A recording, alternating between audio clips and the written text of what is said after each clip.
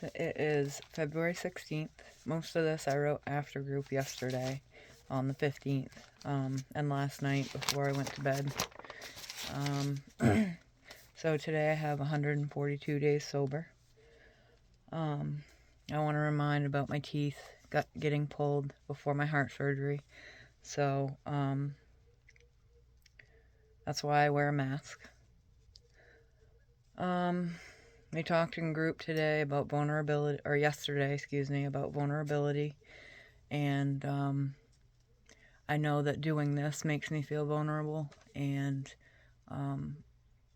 I've come to see or come to realize that the things that make me feel vulnerable are the things that are going to help me get better. There was somebody else who was crying in group, and without breaking anonymity on that, it brought me to tears just watching. I could feel her pain. A lot of the things that were said were things I have been through, and it hit home. So, let's see. I had a counseling meeting yesterday, and I posted a video right after that, kind of saying how I felt immediately within a couple hours after that. And this is what I came up with the rest of the night. As doing the work in recovery continues, I'm hitting large potholes in the road. Imagine that. This time around I'm doing things much different. Like when I'm on my path to recovery, I reach a large pothole, I just feel like my whole world is caving in. Instead of running like I used to and use, I have been slowly recovering and reusing all the tools I once had in my toolbox, but lost in active use. Today, I don't look for validation. In the past, I succeeded without it. But eventually it came knocking, and I needed to find it within myself, in a child or an adult that wasn't shown self-worth by example. Throughout my off and on relapse, I went looking and or stayed waiting for the validation I never got. And through my long-term chunk of sobriety, I did too, but I was able to stay sober till 6 years in. Through my many years of trial and error, and when I say many, I mean it, when something difficult comes my way, I don't have to do what I used to do to survive. Now I find someone to talk about whatever it is that is on my mind at that time. The key is to make sure that the person you're talking to is someone you can trust and is safe. Then I talk with others, more safe people. Then I pray. Sometimes the answers come immediately. Or if all else fails, I sleep on it. I almost always have the answers I'm in search of by the time I finish my decaf in the morning. By the way, little side note, I have to add that I've added back in half calf coffee or a cup of whole regular calf, because if I don't, I sleep all afternoon, and maybe my body needs it, I don't know, but my chest hurts when I wake up, and I gotta keep moving. So after a nap this afternoon and a chat with my mom and my higher power, I then have my answers. And this was yesterday. 1. I need to take time and prepare something in writing prior to my next therapy appointment. 2. Writing down the things that bothered me, along with my side of things as well as their side of things, was 2. 3. Make my decision on how I want to go forward once I've addressed it. And last but not least, address all parties involved on the issue at hand, so when all is said and done, everyone is on the same page. In the past, I would have done the following. Anxiety would have risen, so I would typically go use. If sharing with others pointed fault in my direction, then I would either go use or remove myself from the situation. I would run to my street family, who listened and loved me when my real family found it hard to. Okay, another one. I would find a place alone to cry so others wouldn't witness my pain.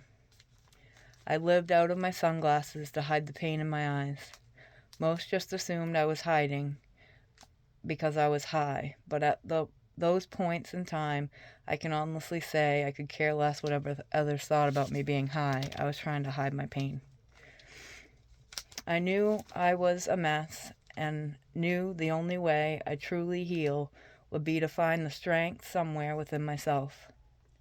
I didn't believe in me, so what was the point? And another one. Everyone thinks everything I say is a lie, so why waste my time, and theirs as well, saying something that nobody's going to believe, period. And the next thing.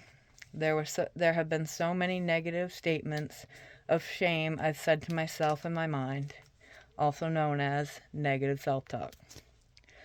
Yeah, I've found Valerie again, and every day I get stronger. Every day the recovery I once had was not just wasted time. It was all buried in my mind, deeper and deeper, the more drugs I did. In closing, I want to take a moment. Please think of your fellow soldiers still fighting their battles on this war with drugs. Thank you. Please remember those who have lost their lives fighting this war or their battle with drugs. And the last one, let's give a moment for our brothers and sisters that couldn't stand waking another day on this planet. Okay. Life isn't easy for anyone. I've been taught there's always someone worse off than yourself, so I've tried my best to show people who have been real to me that they are special to me by doing things to show my gratitude. Actions speak louder than words.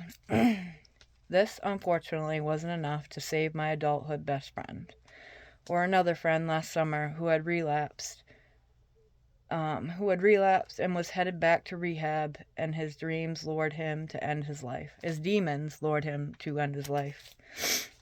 Not before telling me, though, that I was one of his closest friends, and even though I drove him nuts, he loved me for being real with him.